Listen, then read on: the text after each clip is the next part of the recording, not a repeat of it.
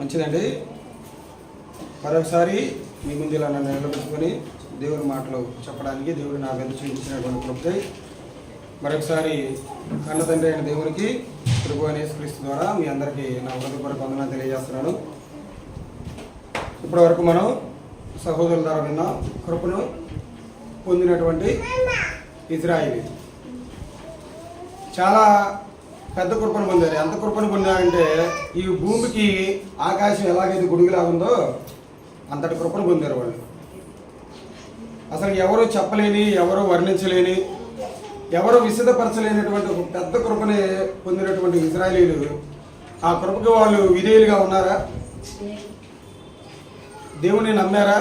దేవుని యందు విశ్వాసం ఉంచారా అనేది మనం చూడగలిగినట్లయితే లేరండి. వాళ్ళ విశ్వాసం దేవుడి మీద ఉంచలేదు. ఇందాక అన్నయ్య చెప్పినట్టుగానే ఎడారిలో 40 సంవత్సరాలు ప్రయాణం చేశారంటే కాళ్ళకి వాపు రాలేదంట, బట్టలు వేసుకున్న బట్టలు కూడా మాసిపోలేదంట. అంత ఆశ్చర్యకార్యాలు, అంత సూచక్రియలు వాళ్ళు చూసినా కానీ వాళ్ళు ఏంటంటే ఆయన్ని నమ్మలేకపోయారు. దాని గురించి మాట్లాడతారు చూడండి అక్కడే. అసలు వాళ్ళు నేను చెప్పాల్సినటువంటిది ఏంటంటే కృప నుండి తొలగిపోయిన వారు. నేను చెప్పాల్సినటువంటి టాపిక్ ఏంటిదంటే ఇప్పుడు దాకా అన్నయ్య చెప్పాడు దేవుని కృప పొందినటువంటి వారని ఇజ్రాయేలీలు, అన్యులు. మరి ఇప్పుడు మనం చూసుకుందామండి. ఆనాడు కాలంలో కృప నుండి తప్పిపోయినటువంటి ఇజ్రాయేల్ చూసుకుందాం. ఒక 2-3 చూసుకొని నా యొక్క మెసేజ్ కూడా నేను ముగిస్తాను. కాబట్టి ఇంత కృపను పొందుకున్నటువంటి ఇజ్రాయేలీలు దేవుడు ఎలా విశ్వాసం ఇచ్చారా, నమ్మకం కలిగి ఉన్నారో లేదో చూద్దాం. నెహెమ్యా గ్రంథమే 9వ అధ్యాయం 16వ వచనం 15 నుంచి బాగుంటుంది చూడండి. వారి ఆకలి తీర్చుటకు ఆకాశము నుండి ఆహారమును, వారి దాహము తీర్చుటకు బండలో నుండి ఉదకమును తెప్పించితివి. వారికి ప్రమాణము చేసిన దేశమును స్వాధీనపరుచుకోవాలని వారికి ఆజ్ఞాపించితివి. అయితే చూడండి, బండల నుండి నీళ్లు తెప్పించారు దేవుడు. ఇంకా ఏం చేశాడు? వాళ్ళ ఆకలి తీర్చడానికి ఏం చేశాడంటే ఆకాశం నుండి ఆహారాన్ని కురిపించాడు, మన్నాను కురిపించాడు. ఇప్పుడు ఏదన్నా సంపాదించుకోవాలంటే మనం చేసి సంపాదించుకోవాలి ఆహారం తినడానికి. వీళ్ళు ఏమైనా పని చేశారు అక్కడ? ఏం చేయాల. వాటర్ తెచ్చుకోవాలన్నా కానీ మన ఇంట్లో వాటర్ దిగిపోయినప్పుడు ఏం చేస్తాం? మనమే పోయి తెచ్చుకుంటాం. ఈ పని కూడా లేదు వాళ్ళు, ఈ పని కూడా చేయాలి వాళ్ళు. అయినా కానీ దేవుడు ఏం చేశాడు? వాళ్ళ కోసం మంచినీళ్ళు తెప్పించాడు, ఆహారం కూడా పెట్టాడు. పెట్టినా కానీ వీళ్ళు దేవుడి ఏడలు ఎలా ఉన్నారంటే చెప్తాడు చూడండి. అయితే వారును మా పితరులను గర్వించారంట. ఏం చేశారంటే వాళ్ళు గర్వం వచ్చింది. కృపను వాళ్ళు ఏమనుకున్నారంటే చేతగాంతరంగా తీసుకున్నారు. వాళ్ళు కృపను ఎలా తీసుకున్నారు? వాళ్ళు చేతగాంతరంగా తీసుకున్నారు. దేవుడు చూపించేటువంటి కృపని చేతగాంతరంగా తీసుకున్నారు, గర్వించారంట. గర్వించి ఏం చేశారంటే వాళ్ళు చూడండి, లోబడనొల్లక నీ ఆజ్ఞలకు చెవి యొక్కకపోయారంట. చెవి కూడా చూపించలేదంట. పెడతంటే తింటా ఉన్నారంట, మంచినీళ్ళు ఇస్తే తాగుతానే ఉన్నారు. కానీ ఏం చేయలేదంట వాళ్ళు. దేవుడు ఎలాగైతే జీవించమన్నాడో అలా జీవించకుండా వాళ్ళ ఇష్టానుసారంగా జీవించారంట. మరి అలా జీవించిన దేవుడు వాళ్ళని వదిలిపెట్టాడంటే వదిలిపెట్టలా. అదే చెప్తాడు చూడండి వాళ్ళు. ఆయన కింద 17వ వచనంలో వారు విధేయులకుటకు మనసు లేని వారి తమ మధ్య నీవు చేసిన అద్భుతములను జ్ఞాపకము చేసుకొనక తమ మనస్సును కఠినపరుచుకొని ఆ కృప నుండి తొలగిపోయిన వారి యొక్క మనసు సాక్షి ఎలా ఉంటుందంట? ఏంటంటే వాళ్ళ మనస్సాక్షి చూడండి. అదే వారు విధేయులకుటకు మనసు లేని వారై తమ మధ్య నీవు చేసినటువంటి అద్భుతములను జ్ఞాపకం చేసుకోనక తమ మనసునంట కఠినపరుచుకున్నారంట. దేవుడు చేసినటువంటి మేలులను మర్చిపోయి వాళ్ళ హృదయాన్ని ఏం చేసుకున్నారంటే కఠినపరుచుకున్నారంటే చేసింది దేవుడు కాదులే, మావాడు జరిగింది అనుకున్నారు వాళ్ళు. అలా గర్వించారు. అలాంటి ఆలోచన రావడం వల్ల వాళ్ళు ఏం జరిగిందంటే గర్వించి దేవుడి నుంచి వాళ్ళు దూరం అవుతారు. తాముండి వచ్చిన దాస్యము దేశమునకు తిరిగి వెళ్ళేటకు ఒక అధికారిని కోరుకొని నీ మీద తిరుగుబాటు చేసిరి. అయితే అబ్బా చూడండి, ఇన్ని చేసినా కానీ ఆయన ప్రేమ చూడండి ఎలా ఉంది వాళ్ళ మీద. ఎలా ఉంది? 17 వచ్చిన అయితే నీవు క్షమించుటకు సిద్ధమైన దేవుడు అండి. అందుకే ఒక వచనంలో ఉంటది, ఆయన కృప నిరంతరం ఉంటది. ఒక వ్యక్తి పట్ల దేవుడు కృప చూపించారనుకో అది కొనసాగుతానే ఉంటది.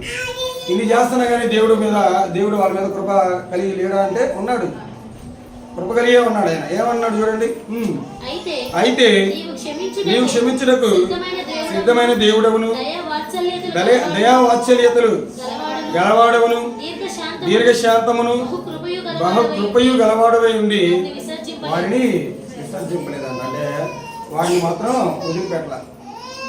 కృప నుండి వాళ్ళు తప్పించిపోయినా కానీ వారిని వదిలిపెట్టల దేవుడు. వాళ్ళని అంటిపెట్టుకున్నానే ఉన్నాడు. ఎందుకయ్యా అంటిపెట్టుకున్నాడు అంటే దేవుడు ముందుగానే వాగ్దానం చేశాడు వాళ్ళకి, నేను మిమ్మల్ని కనాను దేశం అనేది మీకు ఇస్తానన్నాడు. ఎవరితో చేశాడు? తన ఫ్రెండ్తో చేశాడు, అబ్రహాం గారితో చేశాడు. నీ సంతానం నుండి వచ్చేటువంటి స్వాస్థ్యం అనేది ఏమవుతుంది? ఆశీర్వదింపబడుతుంది. ఆ వాగ్దానాన్ని గుర్తుపెట్టుకుని వాళ్ళు ఏం చేసినా కానీ దేవుడు వాళ్ళ ఎడలో ఆయన ఏం చేసుకుంటా వచ్చాడు? కృప చూపించుకుంటానే వచ్చాడు. కానీ ఆయన కృపని వీళ్ళు ఏం చేసుకుంటా వచ్చారు? నిర్లక్ష్యపరుచుకుంటానే వచ్చాడు. ఇప్పుడు మన పట్ల దేవుడు చూపించలేదంటే బ్రహ్మాండం చూపుతాడు దేవుడు. దేవుడు మన మీద కృప చూపిస్తున్నాడు కాబట్టి మనం మాట్లాడగలుగుతున్నాం. దేవుడు మన మీద కృప చూపిస్తున్నాడు కాబట్టి మనం తినగలుగుతున్నాం.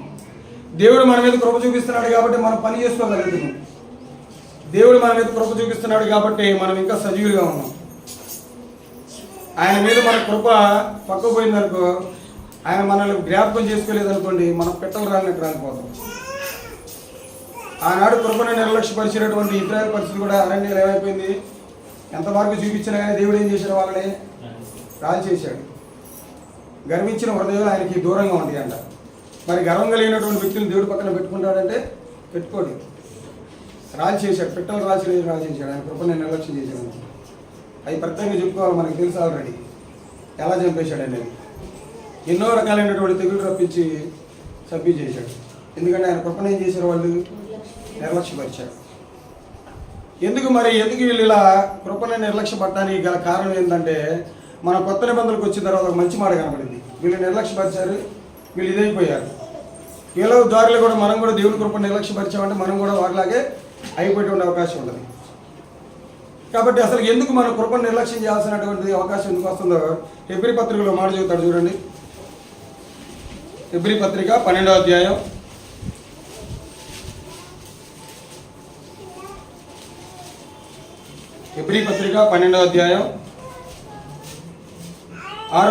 15వ వచనం చదవండి ఒకసారి. మీలో ఎవడైనను దేవుని కృపను పొందకుండా తప్పిపోవునేమో అని ఇది చేదైన వేరు ఏదైనా మొలచి కలవరపరచుడు వలన అనేకులు అపవిత్రులై పోవుదురేమో అని. అంటే దేవుడి కృప నుంచి తప్పిపోవడానికి గల కారణం ఎందుకంటే మనలో మనం పరీక్షించుకోవాల్సింది. మనలో ఏదైనా చేదైనటువంటి వేరేదేమైనా మొలిసిద్దాము. చేదైన వేరంటే ఏదైనా పాపపు ఆలోచనలు కానివ్వండి, పాపపు క్రియలు జరిగించాలనేటువంటి ఆలోచన వచ్చినప్పుడు ఏం చేస్తాం? మనం దేవుళ్ళ నుంచి తప్పిపోతాం. అలా తప్పిపోతారేమోనని పౌలు గారి హెబ్రీ సంఘానికి ఏం తెలియజేస్తున్నాడంటే ఈ మాట తెలియజేస్తున్నాడు, మీలో ఎవడైనా దేవుని కృపను పొందకుండా తప్పిపోవునేమో అని. అంటే మీ ఎడల దేవుడు కృప చూపిస్తూ ఉన్నాడు, ప్రేమ చూపిస్తూ ఉన్నాడు. ఆ కృపను ఆనాడికి ఉన్నటువంటి కాలంలో వల్ల మీరు దుర్వినియోగపరచుకోమాకండి. ఆ కృపను మీరు ఏం చేసుకుంటూ ఉంటారంటే కంటిన్యూ చేయాలి. చేదేనే బయలేవని మొలిచిద్దామో జాగ్రత్తగా చూసుకుంటా ఉండండి అని ఆనాటి సంఘానికి పౌలు గారు హెచ్చరిస్తున్నాడు. ఇప్పుడు ఈ మాట మనకు కూడా ఉపయోగమే. మనలో కూడా ఏమైనా చేదైన వేరేమైనా మొలుస్తుందో చూసుకుంటూ ఉండాలి. మనం కూడా చేదైన వేరేనా ఎప్పుడైనా మొలిచిందనుకో దాన్ని మనం కట్ చేసుకోకపోతే లోపల క్యాన్సర్ కట్ అనుకోండి, దాన్ని మనం కట్ చేయకపోతే ఏమవుతుంది? క్యాన్సర్ కట్ చేయకపోతే ఏమైంది? స్ప్రెడ్ అయింది ఒంటి నిండా. దాన్ని వదిలేస్తే ఏమైంది? ఒంటి నిండా స్ప్రెడ్ అయింది.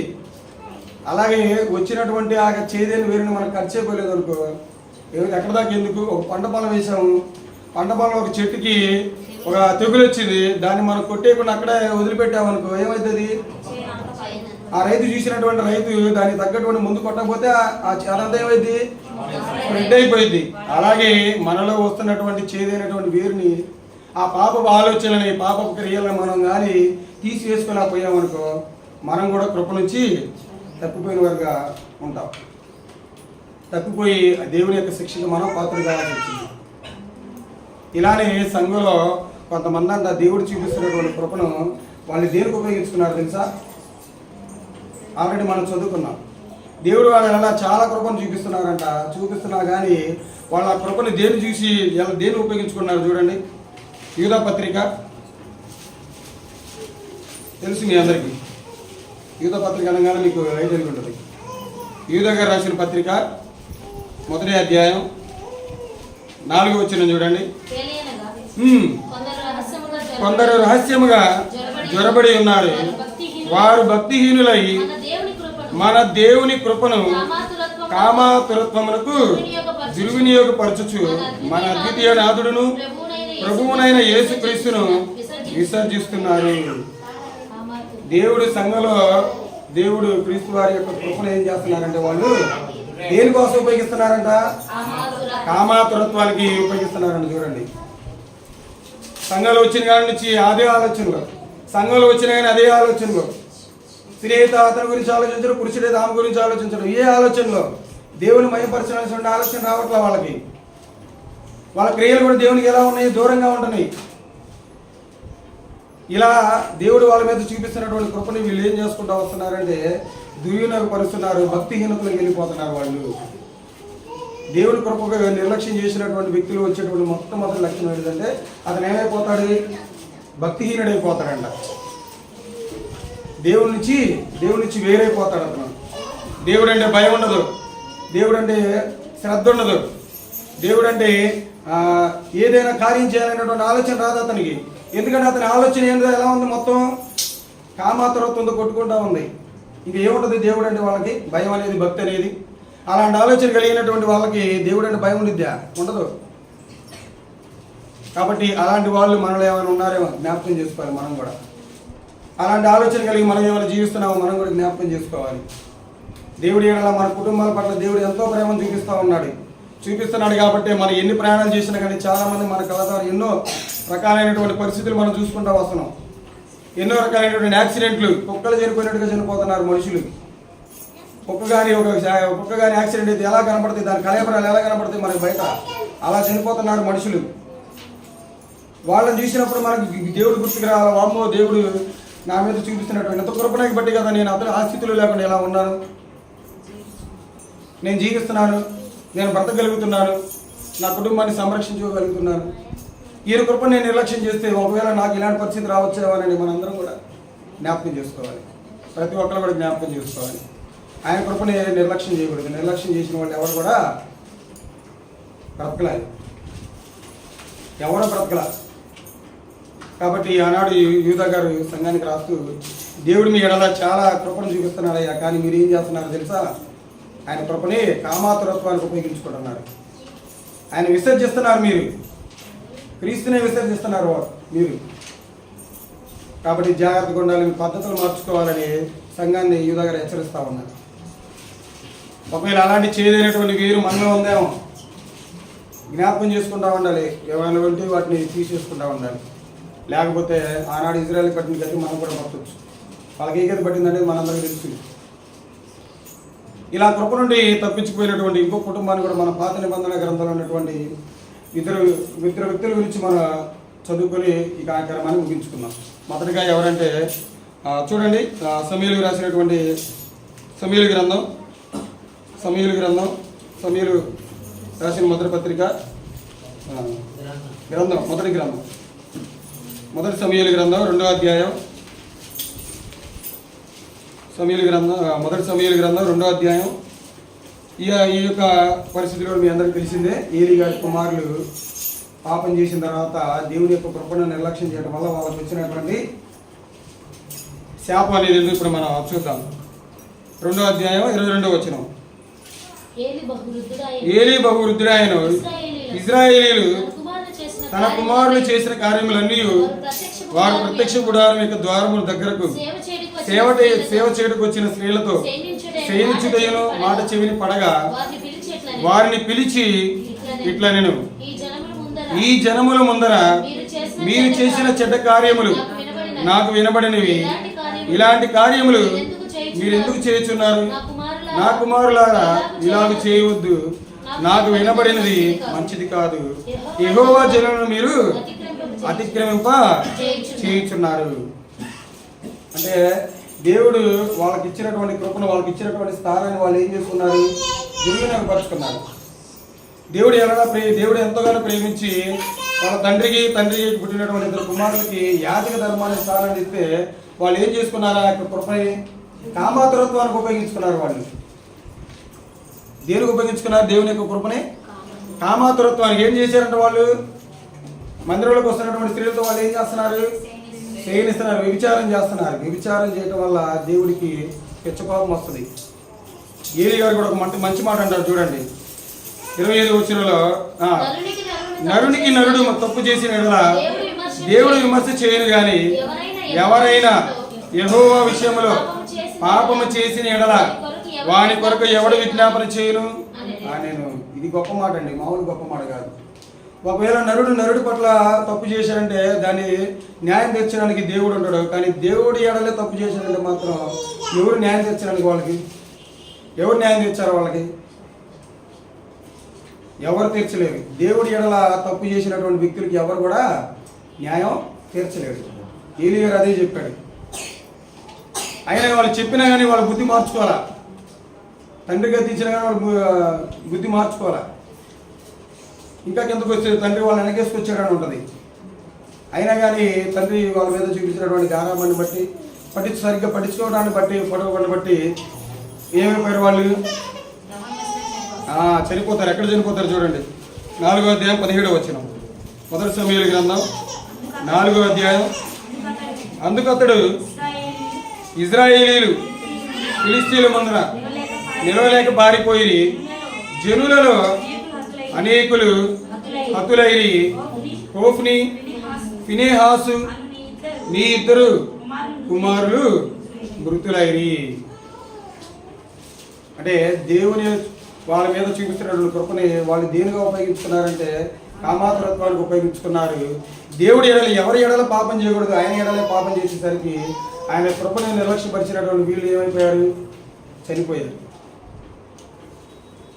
మనం కూడా అలా దేవునికి విరుద్ధమైనటువంటి పనులు చేస్తే మనం కూడా ఆయనకి విరోధంగా చేస్తున్నట్టే. పాపం ఇలాగే దేవుడు చేయకూడనటువంటి పనులు చేస్తున్నామంటే మనం కూడా దేవుడి ఎడల పాపం చేస్తున్నట్టే. దేవుడు ఎలాగైతే జీవించవద్దు అన్నాడో అలా జీవిస్తున్నట్లే మనం కూడా దేవుడి ఎడల పాపం చేస్తున్నట్టే. ఇలా చేసుకుంటూ వచ్చినట్టు దేవుడికి ఎడలే మనం పాపం చేసుకుంటూ వస్తే వాళ్ళకి కట్టినటువంటి పదే మనకు కూడా పట్టొచ్చు. కాబట్టి జాగ్రత్తగా ఉండాలి. మనం కూడా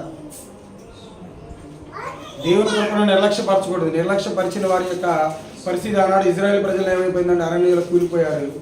తర్వాత వచ్చినటువంటి ఏలీ కుమారులు కూడా ఏమైపోయారు? మంచి స్థానాన్ని ఇచ్చాడు, వాళ్ళకి గొప్ప స్థానాన్ని ఇచ్చాడు, యాజకుల స్థానాన్ని ఇచ్చాడు. ఆ స్థానాన్ని కూడా వాళ్ళు నిలుపుకోలేక ఏమైపోయారంటే దేవుని కృపని కామాతురత్వానికి ఉపయోగించుకొని వ్యభిచారం చేస్తూ పట్టుబడి దేవుని యొక్క ఉగ్రతకి లోనైపోయారు. కాబట్టి మనం కూడా ఏమైనా తప్పు ఆలోచనల ప్రకారం మనం జీవిస్తున్నామేమో, దేవునికి విరుద్ధంగా మనం ఏమైనా పాపం చేయడానికి ప్రేరేపణ పడుతున్నామేమో జ్ఞాపకం చేసుకుంటూ ఉండాలి. ఆయన కృపను కూడా మనం నిర్లక్ష్యం చేయకూడదు. ఇంకొక వ్యక్తిగా మనం చూసుకున్నట్లయితే మొదటి దినవృత్తాంతాల గ్రంథం చూడండి. ఒక రాజు గురించి చూసుకుందాం. ఆయనకు కూడా దేవుడు ఎంత కృపను దయచేశాడో. చాలామంది ఉన్నారండి బైబిల్ గ్రంథంలో దేవుని యొక్క కృపను నిర్లక్ష్యం చేసి దేవుని యొక్క ఉగ్రతకు పాలైన వాళ్ళు చాలామంది ఉన్నారు. వాళ్ళందరి గురించి చెప్పుకోవడానికి సమయం సరిపోదు మనకి. కాబట్టి కొంతమంది వ్యక్తుల గురించి కాబట్టి దినవృత్తాంతాల 2వ గ్రంథం 26వ అధ్యాయం తీయండి ఒకసారి. దినవృత్తాంతాల 2వ గ్రంథం 26వ అధ్యాయం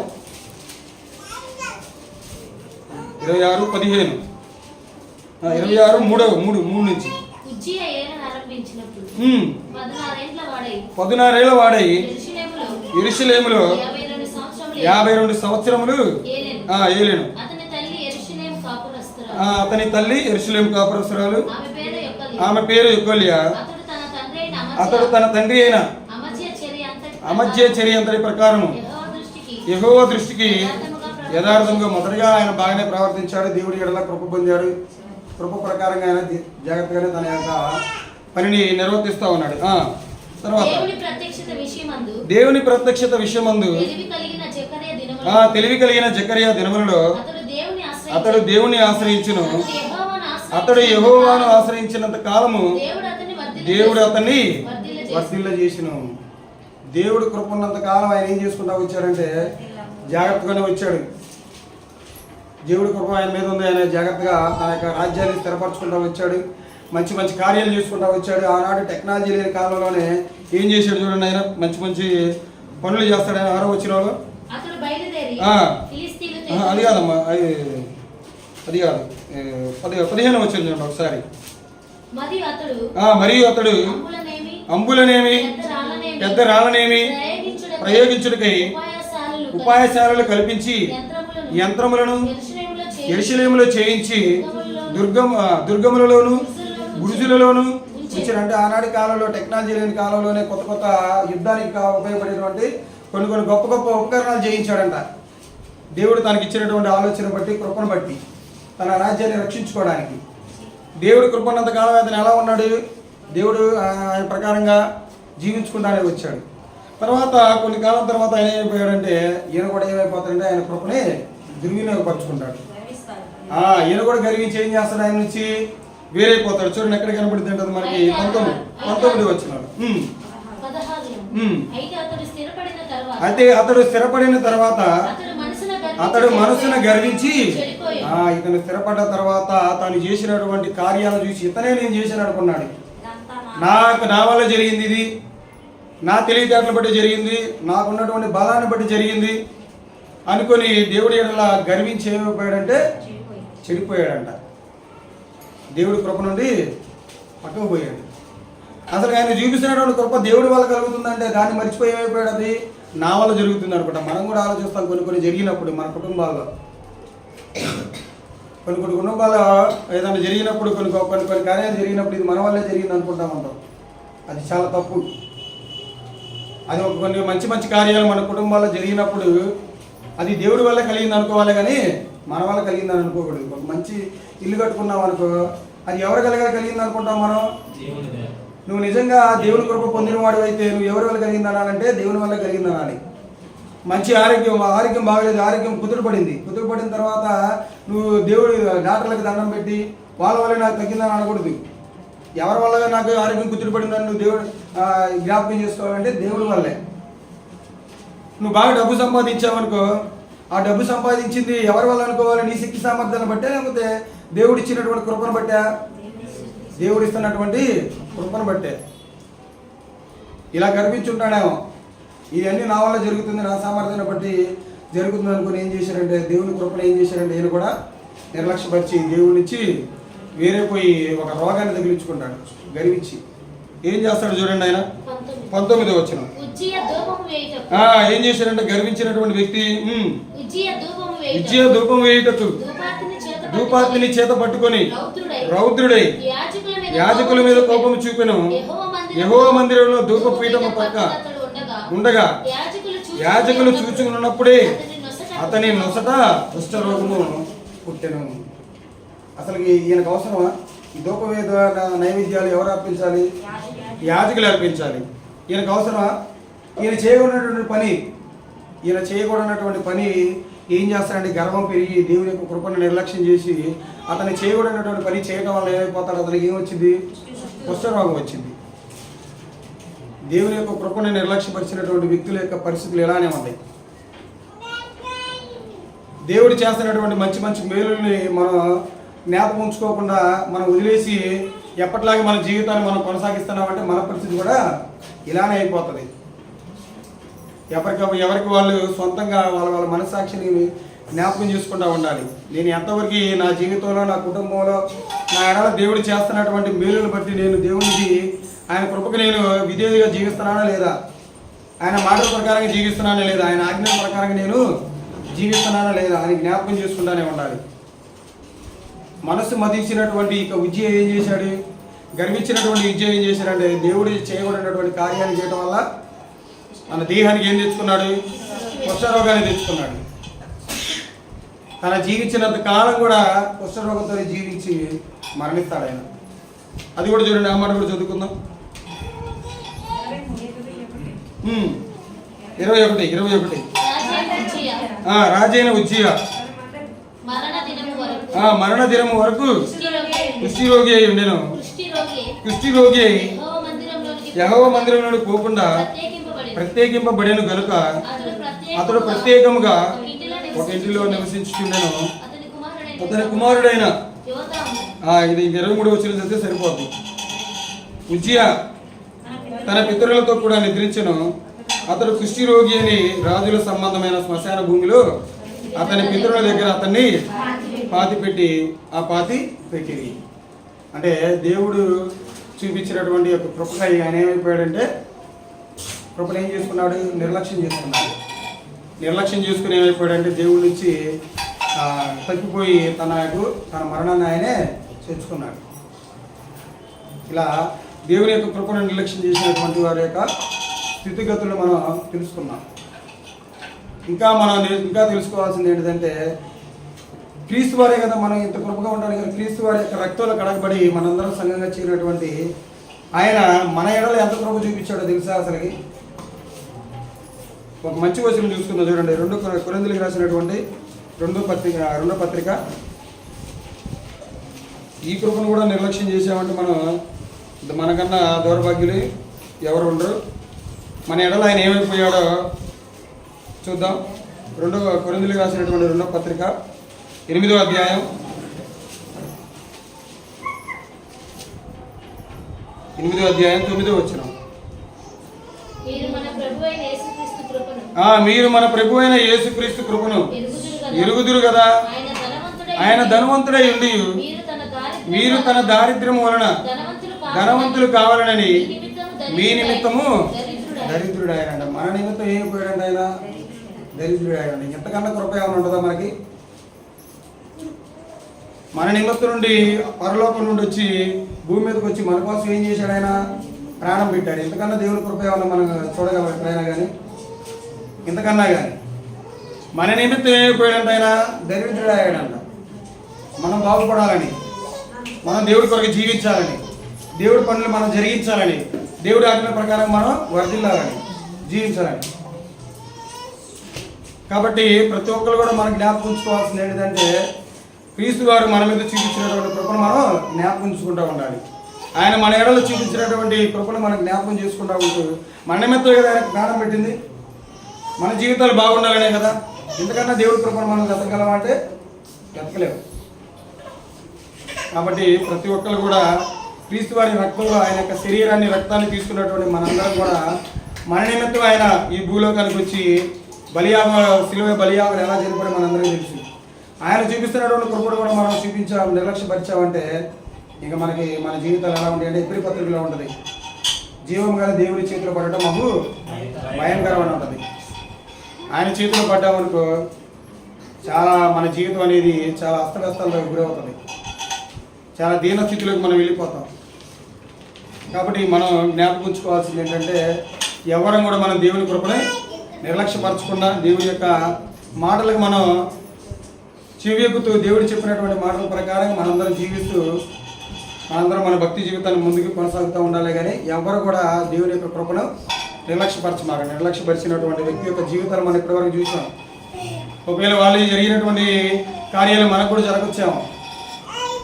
కాబట్టి జాగ్రత్తగా దేవుని ఎడల భయభక్తులు కలిగి మన యొక్క భక్తి జీవితాన్ని మనం ముందుకు తీసుకెళ్ళాలని మనస్ఫూర్తిగా మీ అందరికీ తెలియజేస్తూ, నన్ను నేను హెచ్చరించుకుంటూ మిమ్మల్ని హెచ్చరిస్తూ నా మాటలు ముగిస్తున్నాను. ఇంతవరకు వాటినటువంటి మీ అందరూ కూడా నా హృదయపూర్వక వందనాలు.